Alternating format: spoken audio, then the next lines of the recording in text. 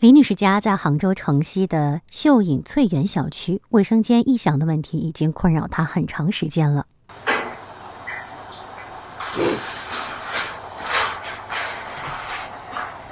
还以为是发生了什么诡异的事情，特别是10点以后，声音特别响，就比较频繁，就集中用水的时候。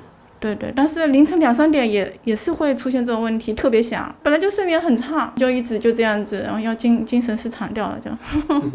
李女士判断异响应该是从水管传出来的，并把情况反映给了管家。物业只是让防修过来看看到底是哪里出现了问题，但是一直都排查不出来。只要楼上一放水，下面就会响。无论是哪一家放都有这个。现在不能确定到底是哪一家放的。总共放了几家呢？你们？3到4户吧。就是我们楼上。3到4户放都有声音。会。开发商曾回复，异响原因尚未查明，已排除漏水的可能性。项目方正与股东方协商，组织外部第三方资源进场进行问题排查和维修。相关的部门就过来帮我们开了个洞，他说有可能里面出现了什么问题。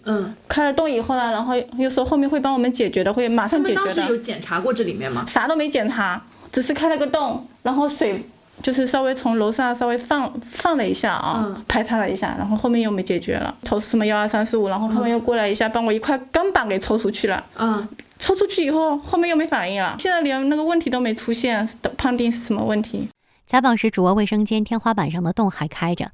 李女士说，现在每天晚上睡觉，声音更明显了，感觉就像敲在脑门上一样，很影响晚上的休息。次卧没有这种情况，不一定说都是我们楼撞的，说其他楼撞的也有。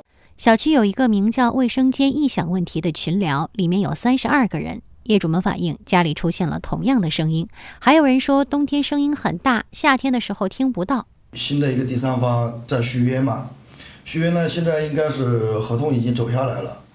上个礼拜我们在对接，他们房产项目总在对接，那社区领导跟他们也沟通了，就是在督促这个进度。那大概什么时候呢？我们也在等他具体的通知。多少业主有跟你们反映过，就卫生间有这个问题？每户的这个可能问题引起的这个声音都不一样，反正具体的问题，那你们也可以把号码留下来。当天下午，开发商方面联系记者，表示关于业主反映的异响问题，初步判断是伸缩结处有异物原因导致。